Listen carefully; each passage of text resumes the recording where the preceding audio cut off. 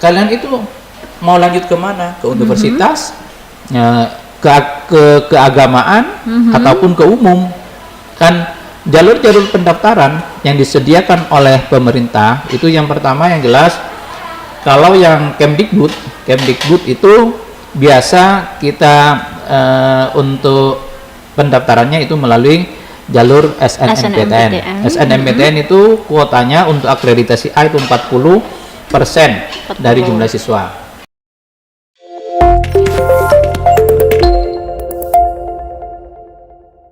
Welcome to our channel Vokasi Podcast. Halo, selamat siang pendengar dimanapun Anda berada. Kali ini topik yang akan dibahas seputar ngobrol kampus. Nah, buat teman-teman kelas 12 peserta didik yang akan mempersiapkan diri untuk mendaftarkan diri ke kampus tercintanya atau kampus harapan dan kampus impiannya, kali ini kita akan ngobrol bersama dengan narasumber yang sudah terpercaya.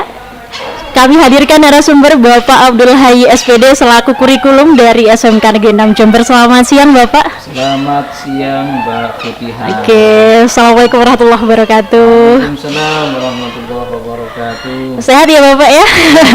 Sehat selalu. Alhamdulillah. Kali ini kita topiknya seputar ngobrolin kampus nih Pak.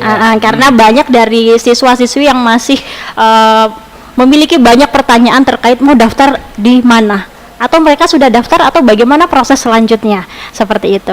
Monggo Bapak Hayy dibuka. Oke, terima kasih Niku sekalian, khususnya kelas 12 SMK Negeri 6 Jember. Assalamualaikum warahmatullahi wabarakatuh. Waalaikumsalam warahmatullahi. Mohon maaf Bapak, lebih didekatkan. Ininya ditarik aja. Iya.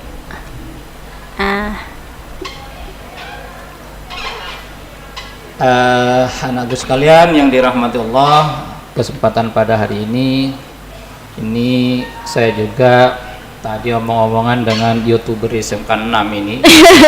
Amin. Mbak Putihah ini yang selalu eksis untuk memberikan informasi-informasi berkaitan dengan dunia pendidikan, dunia yang lainnya juga, dunia yang berkaitan kajian-kajian sosial kemasyarakatan. Ini sudah banyak disampaikan oleh Mbak Putihah. Namun kali ini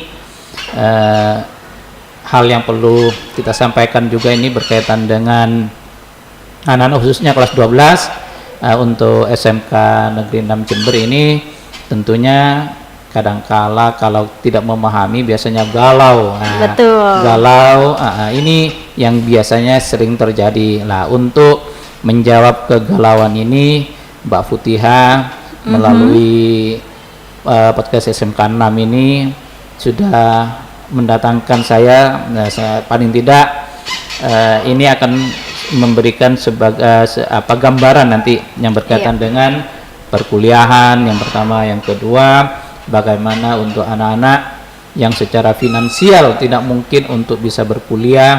Betul tapi sekali. Nanti kita coba carikan solusi alternatif untuk anak-anak ini tetap bisa melanjutkan yang menggapai asa yang memang sudah diidam-idamkan sejak mulai dari SD, SMP, terus apalagi di SMK sekarang ini.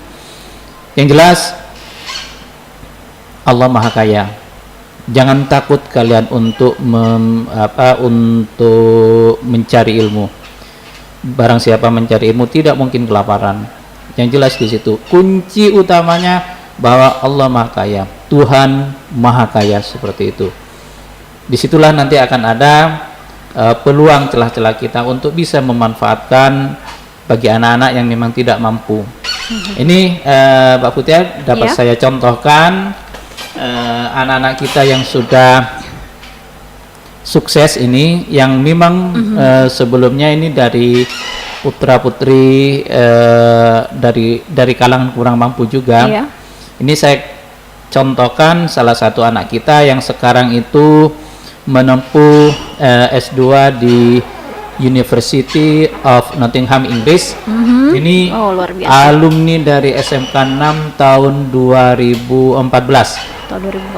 2014 sekarang sedang menempuh S2-nya, S1-nya di UNED prodi bahasa Inggris. Oh, bahasa Inggris. Terus untuk S2-nya sekarang sudah ada di University Oh, of. yang pegang English Club itu ya, Pak ya?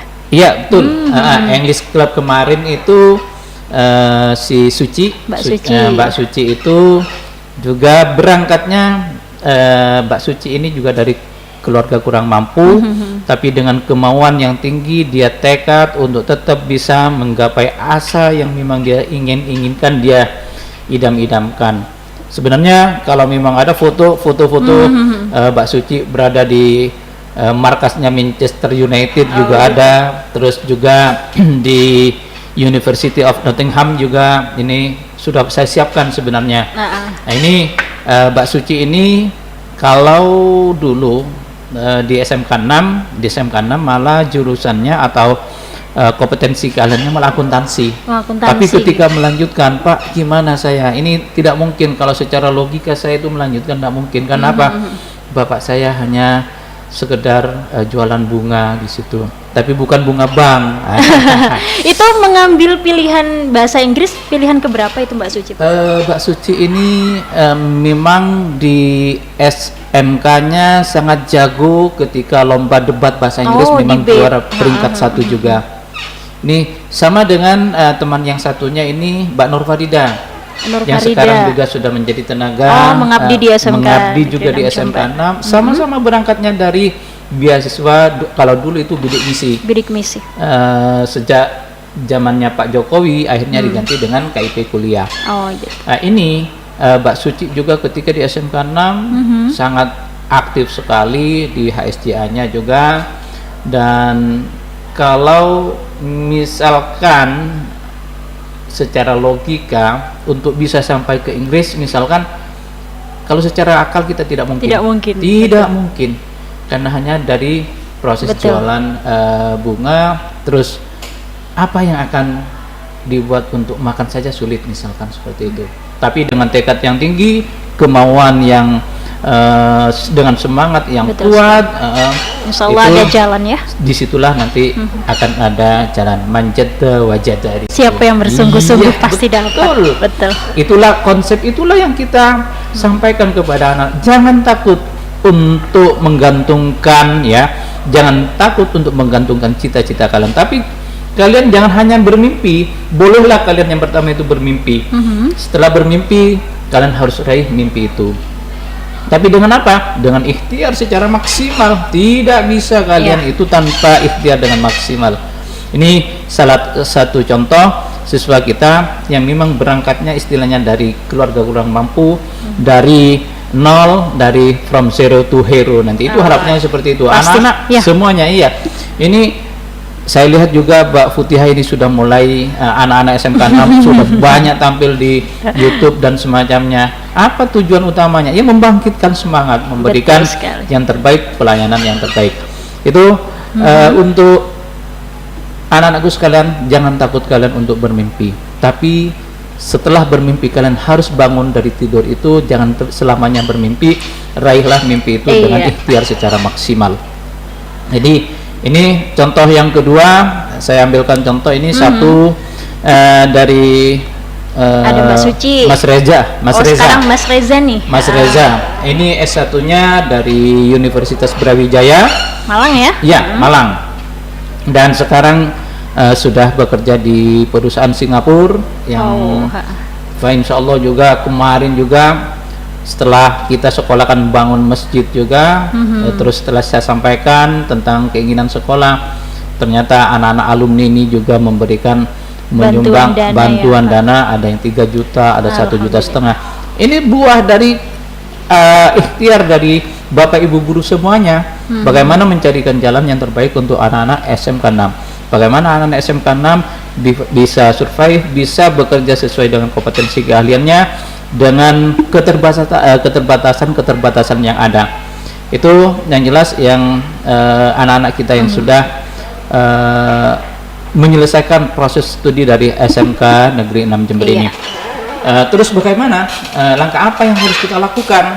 Nah, ini tentunya anak-anak ini kan yang sekarang terjadi, Pak, saya ini harus lanjut kemana ya Pak? Sementara nilai saya pas-pasan misalkan. Terus sementara juga secara keuangan saya kurang juga mencukupi. kurang mencukupi.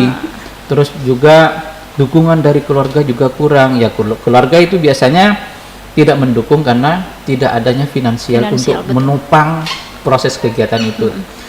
Tapi bagaimana kalian itu bisa kuliah dengan biaya yang ya tetap semuanya butuh biaya hidup, itu tetap ada biaya. Tidak mungkin nol, tapi yang jelas selama kita hidup mesti butuh biaya. Kalian saja kalau misalkan anak-anak kalau misalkan ke di terminal misalkan mau masuk ke kamar kecil misalkan juga di bayar. Di mana-mana bayar ya, butuh duit. Termasuk cari ilmu juga butuh duit. Iya, tapi tidak semuanya harus dihargai dengan uang. Betul sekali. Jadi tidak semuanya hidup itu harus dihargai dengan uang. Pengabdian, kalau kayak saya sendiri, karena saya sudah tekan kontrak dengan Yang Maha Kuasa melalui SK, itu bagaimanapun pengabdian itu harus tetap saya laksanakan sebaik mungkin. Pingin kuliah tapi tidak punya, misalkan beasiswa adalah solusinya. Pemerintah sudah menyediakan beasiswa yang sekarang sedang digalakkan, ini beasiswa KIP kuliah. KIP kuliah ini persyaratannya yang jelas di situ untuk anak-anak yang kurang mampu secara finansial dari penghasilan orang tuanya, tapi secara akademik anak-anak ini memiliki kelebihan. Makanya nanti nilai rapot mulai dari semester 1 sampai dengan semester 5 akan menjadi taruhan. Anak-anak sekarang yang ada juga bagaimanapun kalian itu perjuangan tidak hanya di endingnya, tapi mulai start kelas 1 semester 1 misalkan kelas 10 itu harus sudah kalian. Jadi tidak perlu menunggu di semester 5 harus bagus nilainya, tapi proses dari semester 1 ya Bapak ya. Makanya yang jelas proses yang kita lakukan ya, hasil itu tidak akan mengkhianati dari proses yang kita lakukan. Nah itulah makanya hasil tidak akan mengkhianati dari proses yang sudah kita lakukan dari semester 1 dan semester 2, semester 1, 2, 3, 4, 5. Sama dengan kakak-kakak kelas Mbak Suci tadi, Mas Reza, semuanya itu rata-rata peringkatnya yang peringkat 1, 2, 3, balik peringkat 1 selama tapi menjadi tidak menutup kemungkinan ya Bapak, mereka misalnya di sini peringkat 10 bisa saja keterima. Bisa ya, ketika grafik linear yang jelas di situ, grafiknya grafik naik juga dari itu semester 1 ke 5 boleh. Nanti berangkatnya startnya memang kurang bagus, enggak apa-apa, enggak masalah, tapi asalkan di situ ada perubahan-perubahan. Nanti karena kayak gini proses penilaian, istilahnya siswa eligible yang ditetapkan oleh SMK 6 itu nanti mengacu ke mata pelajaran tertentu. Terutama nanti karena kita itu termasuk sekolah vokasi, maka yang diutamakan adalah nilai dari kompetensi keahliannya. Itu yang menjadi syarat utama bagi anak-anak SMK Negeri 6 Jember ini. Terus bagaimana kalian misalkan yang memang tidak ada secara kemampuan finansial tidak memungkinkan, jalur KIP kuliah seleksi SNMPTN 2022 itu akan menjadi pilihan. Jadi seleksinya itu melalui seleksi SNMPTN. Terus untuk fasilitas yang diambil adalah fasilitas KIP kuliah. Karena KIP kuliah itu bukan istilahnya bukan jalur untuk masuk ke perguruan tinggi, tapi hanya berupa fasilitas yang disiapkan oleh pemerintah untuk anak-anak yang memang punya kemampuan secara akademik, kelebihan secara akademik, tapi tidak memiliki kemampuan yang lebih dari sisi finansial. Itulah nanti yang akan membantu anak-anak untuk proses-proses ini. Itu boleh ya Pak, semua dari peserta didik mendaftar di KIPK? Bisa? Boleh semuanya. Nanti makanya tidak hanya nanti anak ini yang masuk ke perguruan tinggi negeri, tidak hanya itu, ke perguruan tinggi swasta pun itu anak-anak. Berarti ini sekolah boleh. tidak memfilter ya siapa yang harus boleh mendaftar di KIPK, tidak ya? Semuanya boleh gitu. Secara proses seleksinya secara alamiah, asalkan anak-anak ini ada surat keterangan kurang mampu dari desa yang memang sudah dapat dipertanggungjawabkan di situ, penguploadan dan semacamnya. Tidak mungkin sekolah akan meneropong satu persatu siswa ini, kan tidak mungkin. Jadi bagaimanapun juga grassroots yang paling bawah yang bisa mengamati ini kan mesti dari desa.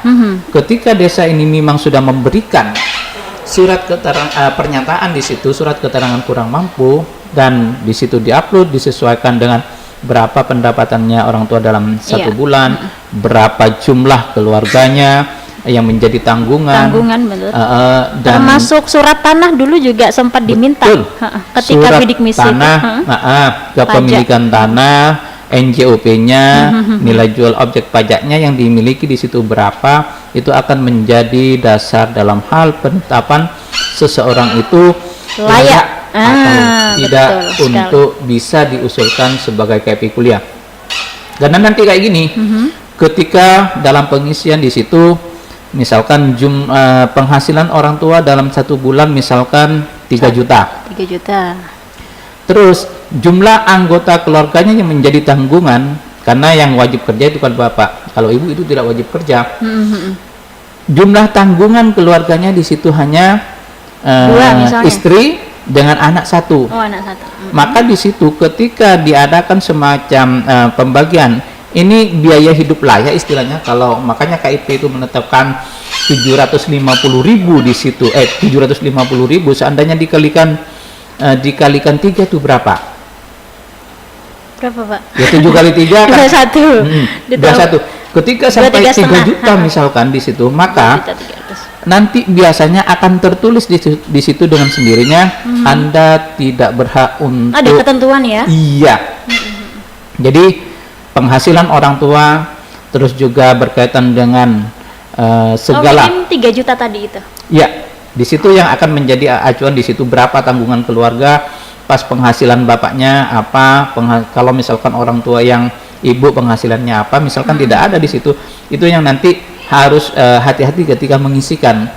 Kalau misalkan orang tuanya memang tidak tahu, hanya sebagai buruh tani, bukan pemilik. Buruh tani, buruh bangunan, kadang-kala anak-anak itu izin kan, oh penghasilan orang tuanya dibuat 4 juta sudah, padahal itu pun kalau kerja dalam satu bulan hanya misalkan 15 hari.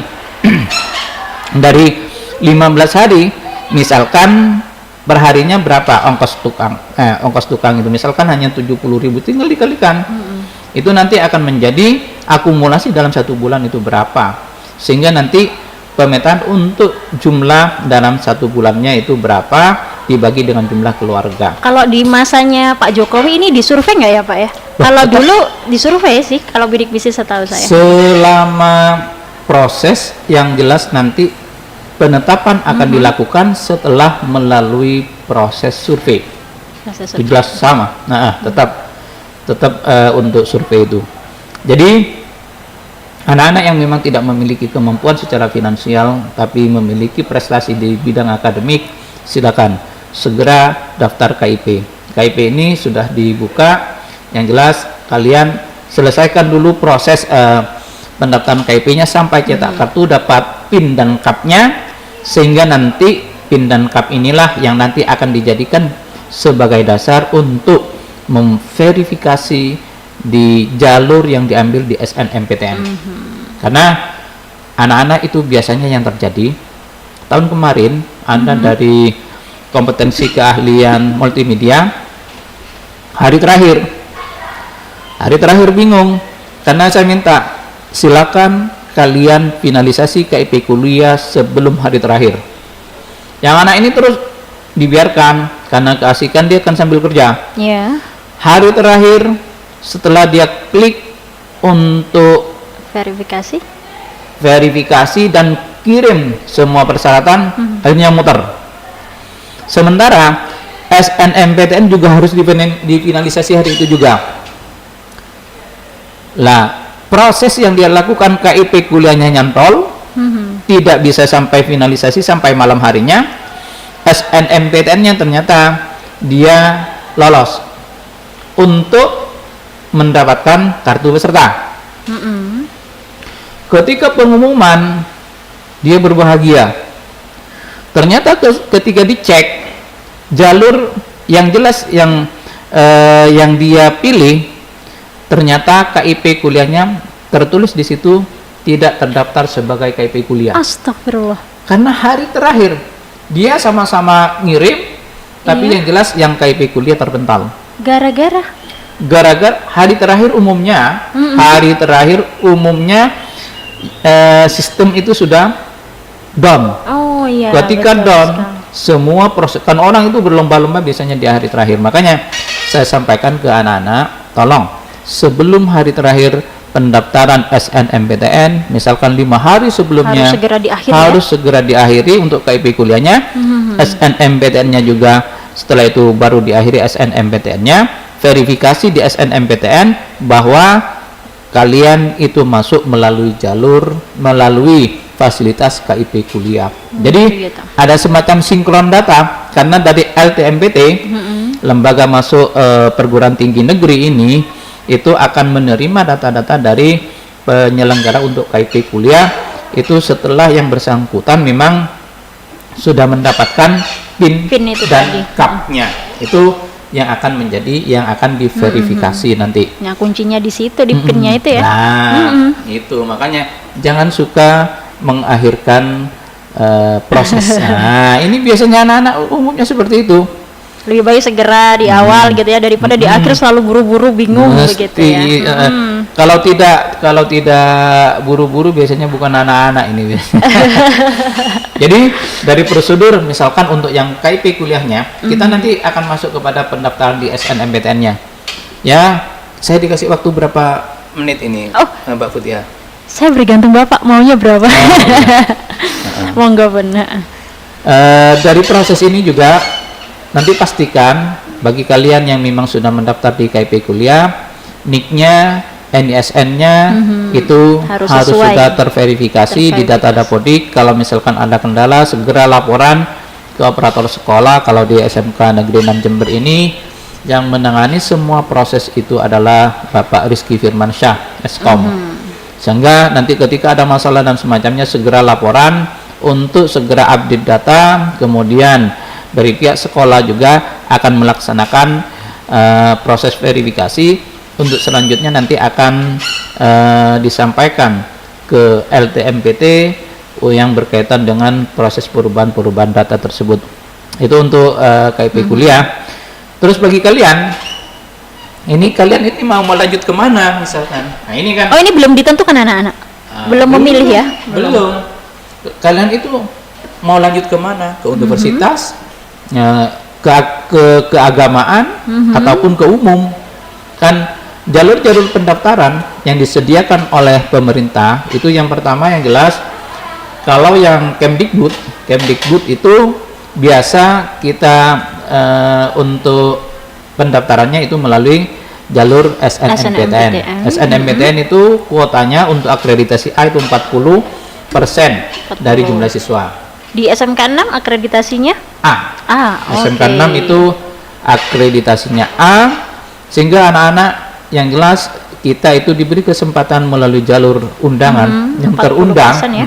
40% dari jumlah kelas 3. Kalau kelas 3 sekarang jumlahnya itu 489, sehingga anak-anak SMK 6 itu yang memang berhak untuk mendaftar di perguruan tinggi yang jelas di atas 200-an. Cuman karena SMK itu sekolah vokasi biasanya yang mendaftar tidak sampai 200 tidak sampai segian. Tapi yang banyak yang melanjutkan kerja begitu ya Pak? Yang jelas karena vokasi anak-anak SMK 6 itu jauh, karena vokasi, ketika pendidikan vokasi ada slogan BMW itu yang menjadi slogannya SMK. Yang pertama, kalau tidak bekerja, tapi yang utama itu bekerja sebenarnya kalau anak-anak SMK. Terus karena memang dari sekolah sudah dicetak, dibentuk anak lulus siap kerja begitu. Lulus siap kerja itu yang menjadi, makanya SMK 6 ini selalu berbenah untuk memberikan pelayanan yang terbaik. Termasuk podcast ini kan sebagian upaya juga dari SMK 6 melalui Mbak Futiha. Mungkin suatu saat ada anak-anak SMK 6 yang memiliki keterampilan, kompetensi di bidang penyiaran dan semacamnya. Melalui multimedia anak-anak kita sudah banyak. Kemarin lulusan kemarin juga sudah ada yang di pertelevisian yang diterima di UNESA. Malah di UNESA. Iya. Di UNED belum ada ya? Di Belum. UNED ada Ada. juga, di UNESA ada. Malah yang bekerja setelah lulus dari UNED sekarang bekerja di televisinya UNESA sekarang. Oh, Anak SMK 6. alhamdulillah. Maka ini bukan dari MM tapi dari akuntansi. Oh, malah dari akuntansi. Ali Akbar, namanya Ali Akbar ini. Oh, anaknya kalau sekarang itu rambutnya sudah gondrong gitu. Jadi tidak perlu khawatir ya Pak, walaupun Tidak anak-anak dari perlu jurusan khawatir. akuntansi, OTKP bisa mendaftar di jurusan manapun. Karena untuk podcast ini perfilman itu masuk di Soshum sebenarnya. Tapi Sosial Humaniora. anak-anak dari multimedia tetap bisa memilih di situ. Iya. Jadi yang pertama SNMPTN nanti portalnya di ltmpt.ac.id itu nanti yang bisa dilakukan untuk proses pendaftaran. Jadi kalau misalkan akan lanjut ke UNED, ke UNISA, ke UGM, ke Universitas Brawijaya, ke ITS, terus juga ada sebagian UIN yang masuk di dalamnya. UIN Jember. Kalau UIN Jember nanti masuk di SPAN PTKIN. Oh, beda SPAN lagi. PTKIN, ya. Terus kalau misalkan Poltek juga Politeknik Negeri Jember atau Poli-J, Polinima, PENS, ITS misalkan, itu semua prosesnya itu sekarang antara universitas terus Politeknik itu menjadi satu. Untuk yang D4 ya, D4 dan D4. S1, D4 dan S1 itu melalui jalur SNMPTN. Tapi untuk jalur D3, Poltek tersendiri itu memberikan ruang kepada anak-anak yang vokasi untuk yang D3 melalui jalur SNMPN. Ada SNMPTN, ada SNMPN. Kalau SNMPTN itu seleksi nasional masuk perguruan tinggi negeri. Khusus yang S1 tadi ya? S1 dan S1. D4. Oh, dan D4. D4 untuk Politeknik. Politeknik. Untuk yang D3 teknologi informasi bukan? Ya, untuk yang D3, untuk Poltek ini khusus untuk Poltek yang D3 itu melalui jalur SNMPN.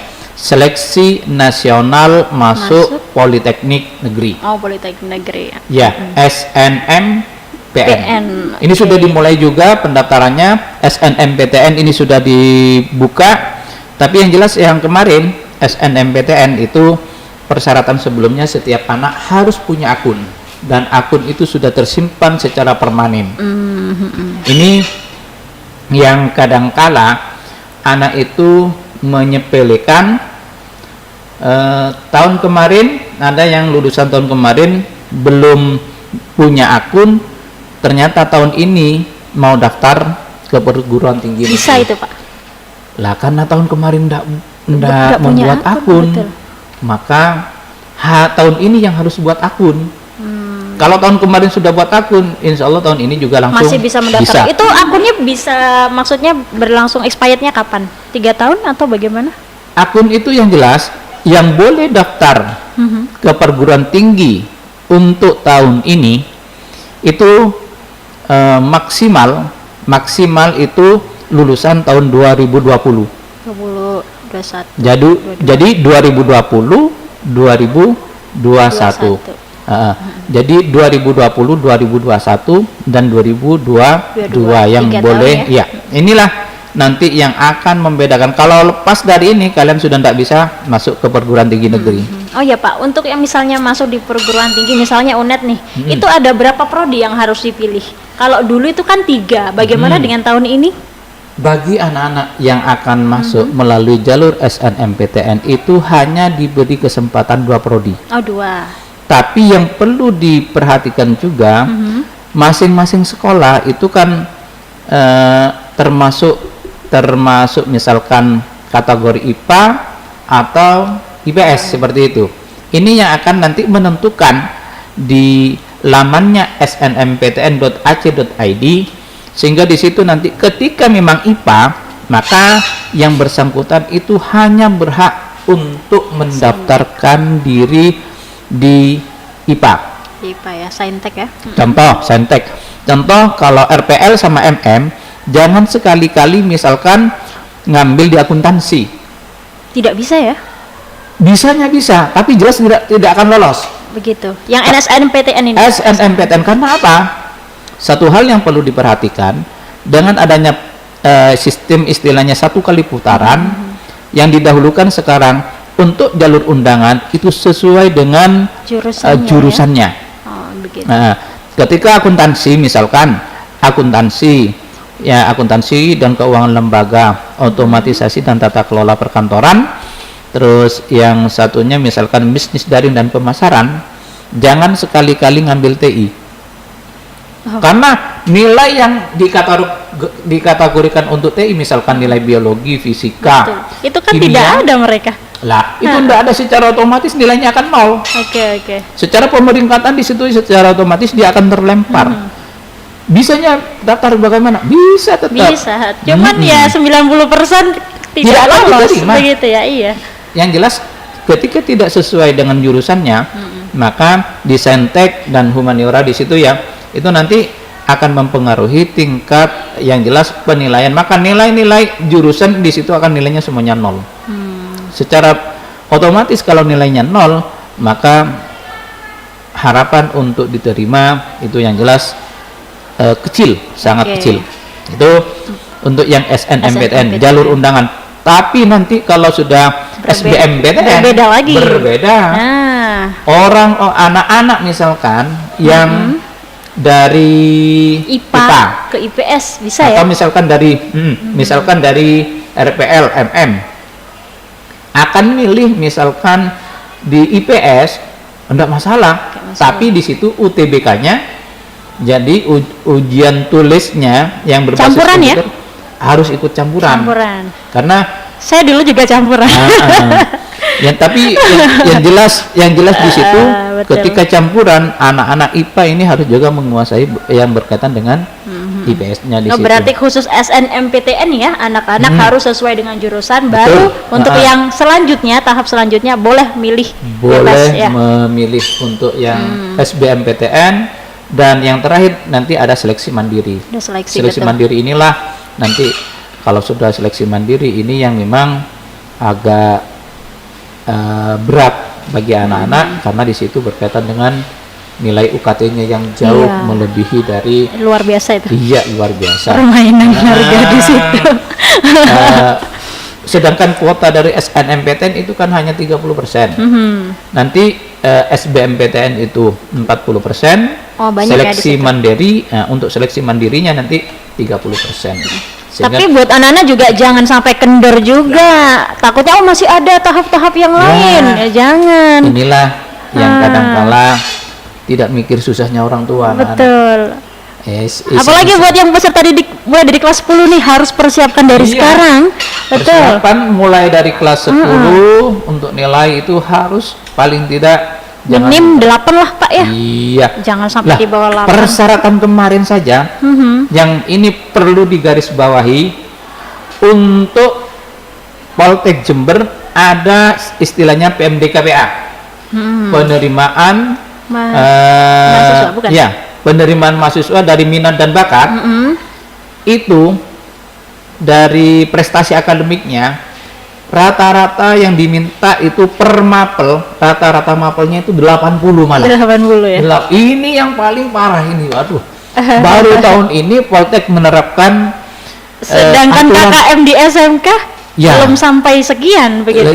Belum sampai 80. Inilah yang kadang-kala sekolah negeri akan juga terdepak dengan sendirinya sebelum bertarung. Betul sekali. Aduh, sudah melihat KKM kita belum di bawah 8 ini yang kemarin ketika saya cek, loh kok aturannya seperti ini. Nilai per mapel itu 80. Secara otomatis ketika ada siswa yang nilainya di bawah 80, dengan sendirinya akan tertolak. Dengan kondisi pandemi yang seperti ini, apakah itu masih tetap berjalan ya itu ya, yang KKM 80 sedangkan pembelajaran belum maksimal seperti itu? Saya tidak tahu indikator apa yang ditetapkan yang digunakan oleh perguruan tinggi, terutama di Poltek ini, menetapkan angka 80 sebagai KKM di situ dalam hal ini kan penjaringan awalnya istilahnya. Iya. Kita mau main saja sudah tidak bisa main. Betul. Ketika- Udah lihat angka 7 di rapat aja, aduh. Sudah itu sudah yang jelas sudah melunturkan semangat sudah. Ini kalau tahun kemarin itu masih 75. Oke lah kalau 75, tapi kalau sudah 80 dipaksakan digenjot seperti itu. Ini yang juga pada akhirnya kita juga mikir-mikir, apakah KKM kita buat 80 saja gitu ya. Aduh, berat itu. Iya. Sempat mengalami ada sih satu sekolah begitu Pak, karena waktu itu memang mereka ingin anak-anak masuk ke perguruan tinggi, sempat disetting seperti itu. Tapi apakah terlalu memaksakan? Nah, sekarang yang jadi pertanyaan sekarang jiwa pendidik, Betul. bagaimana memberikan penilaian itu kan berdasarkan fakta kan? Nah, ketika faktanya di lapangan tidak seperti itu, Tidak terus sesuai. kita paksakan seperti itu, berarti di situ ada pertarungan batin yang memang harus kita Berdampak lakukan. juga ke siswanya nanti ketika udah Iya. masuk di situ Nggak bisa apa-apa nggak kan? bisa apa-apa ya, lucu. Enggak. Lucu ya lucu. Itu. Ini yang terjadi, makanya mungkin kebijakan-kebijakan itu bisa ditinjau ulang. Dievaluasi ya. Nah, nanti kita berikan masukan juga ke pihak penyelenggara yang di Poltek untuk tidak memaksakan untuk KKM, karena KKM ya banyak, tidak semua tapi rata-rata di sekolah-sekolah swasta itu KKM-nya memang sudah dibuat sedemikian rupa sehingga Rupa sehingga. sedemikian rupa Oke. sehingga ini yang jelas yang perlu kita perhatikan bersama, bagaimana kita akan selalu menjaga kualitas. Betul. Kuantitas memang jumlah kita banyak, tapi kualitas itu hal yang utama bagi SMK Negeri 6 Jember. Jadi dari seleksi yang ada, kalian akan lanjut ke mana? Oh, saya akan lanjut ke UNED misalkan. Ketika UNED, maka yang harus diikuti adalah SNMPTN. SNM. Saya akan lanjut ke UIN HAS, ke UIN Kiai Haji Ahmad Siddiq misalkan. Itu berarti saya harus melalui apa? SNMPTN? Oh, enggak, bukan dari SNMPTN, tapi melalui SPAN PTKIN. SPAN PTKIN. Apa SPAN PTKIN itu? Seleksi Prestasi Akademik Nasional Perguruan Tinggi Keagamaan Islam Negeri, itu SPAN PTKIN. Oke. Jadi tetap mengacu kepada prestasi akademik. Kalau istilahnya di Kemenaknya, kalau di Kemenak itu SPAN PTKIN, kalau di Dikbudnya, Kemdikbudnya itu SNMPTN. PTN. Tapi untuk Poltek yang D3 itu menyediakan SNMPN. Itu yang nanti bisa ikuti oleh anak-anak. Untuk pendaftaran SNMPTN ini, yang jelas pendaftarannya itu mulai tanggal 14 sampai dengan 14. tanggal 28 Februari. Sampai 28. Sampai 28 Februari. Pengumuman tanggal 29 Februari tahun 2022. Sehingga SNM itu ya, pengumuman SNM. yang SNMPTN, sehingga anak-anak nanti pada bulan Maret itu satu kaki di SMK, satu kaki sudah di perguruan tinggi. Betul sekali. Bagi yang memang sudah diterima nanti. Tinggal tunggu proses selanjutnya bagi yang SBM. Dan itu kemungkinan juga hari terakhir pelaksanaan ujian satuan pendidikan di SMK Negeri 6 Jember. Gitu. Itu yang berkaitan dengan SNMPTN. Untuk yang SPAN PTKIN sampai saat ini pendaftaran masih juga sedang berlangsung.